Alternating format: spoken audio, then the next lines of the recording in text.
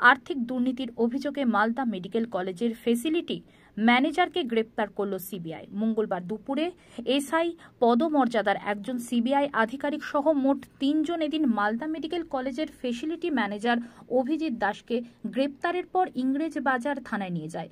পরে সিবিআই কর্তারা সেখান থেকে পুলিশি সহযোগিতা নিয়ে মালদা আদালতের ট্রানজিট রিমান্ডের মাধ্যমে কলকাতায় নিয়ে যাওয়ার ব্যবস্থা করে। এদিকে এদিন মালদা মেডিকেল কলেজের ফেসিলিটি ম্যানেজার অভিজিৎ দাস গ্রেপ্তার হওয়াতে নতুন করে শোরগোল পড়ে গিয়েছে।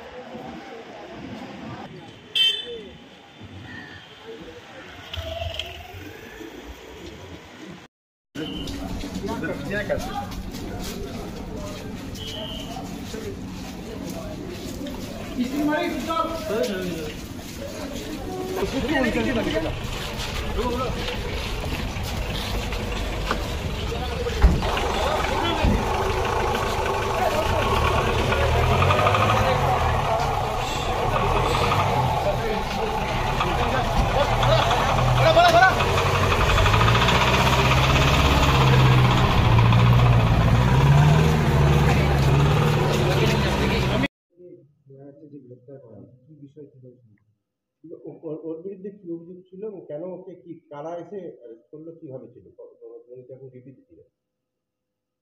যেটা খবর পেলাম, সিবিআই পক্ষ থেকে একজন এসেছিলেন, এএসআই পোস্টের একজন সাব ইন্সপেক্টর কলকাতা থেকে। উনি ওনাকে অ্যারেস্ট করেছেন, নন বেলেবল সেকশনে অ্যারেস্ট করেছেন। কি অভিযোগ ছিল?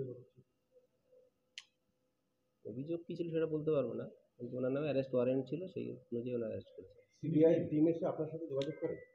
হ্যাঁ, এসে আমার সাথে কথা বলেছে। পরে কি জানান তারা আপনার সাথে কি মানে কি কথা হয়েছে বা কি আপনাকে ওয়ারেন্ট? ভার্বালি যেটা ওনাদের কাছে শুনলাম, সেটা কোনো একটা কেসের ওয়ারেন্ট ছিল, সামন ছিল, তিনি অ্যাটেন্ড করেননি, 2-3 বার মানে অ্যাটেন্ড করেননি, তার জন্য ওয়ারেন্ট হয়েছে। যাকে অ্যারেস্ট করেছে তার নাম কি এবং কোন দায়িত্ব ছিল? অভিজিৎ দাস, ইনি ফেসিলিটি ম্যানেজারের পোস্টে ছিলেন। কোন অভিযোগ সেটা কি স্পষ্ট করা হয়েছে? তো সিবিআই যিনি এসেছিলেন তিনি তো বললেন, যেটা ওনার নামে ভার্বালি যেটা বললেন, ওনার নামে সামন ছিল, সামন অ্যাটেন্ড করেনি, তার জন্যই এবং তার একটা কোর্টে ওয়ারেন্ট পেপার ছিল ওনার নামে। ওনার কোথায় কেস আছে এবং কোন আদালতে কেস চলছে এবং কেস নাম্বার কি কিছু জানিয়েছেন? একটা কেসের নাম্বারের একটা রেফারেন্স দিয়েছেন, সেটা সম্ভবত কলকাতা আলিপুরে। কত কেস নাম্বার কি স্যার?